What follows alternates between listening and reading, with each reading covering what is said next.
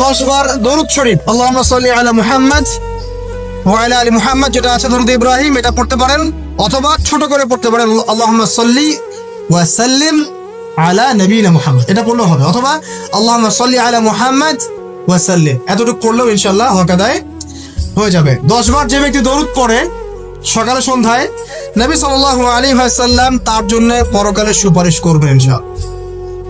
যদি আমরা নবীজির সুপারিশ পেতে চাই, দরুদের কোনো বিকল্প নাই, বেশি বেশি দরুদ পড়তে থাকেন, তার সুন্নাহ অনুসরণ করেন, বেশি বেশি দরুদ পড়তে থাকেন, মিনিমাম সকালে 10 বার, সন্ধ্যায় 10 বার, ইনশাআল্লাহ আল্লাহ নবী সুপারিশ করবেন ইনশাআল্লাহ তাআলা।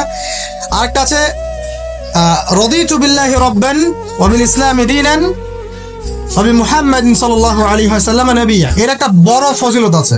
কি ফজিলত? যে ব্যক্তি এই দোয়াটা সকাল সন্ধ্যা 3 বার করে পড়ে, কিয়ামতের মাঠে আল্লাহ পাকের উপর হক হয়ে যাবে, ওয়াজিব হয়ে যাবে, আল্লাহ ওই ব্যক্তিকে সন্তুষ্ট করে দেবেন ইনশাআল্লাহ।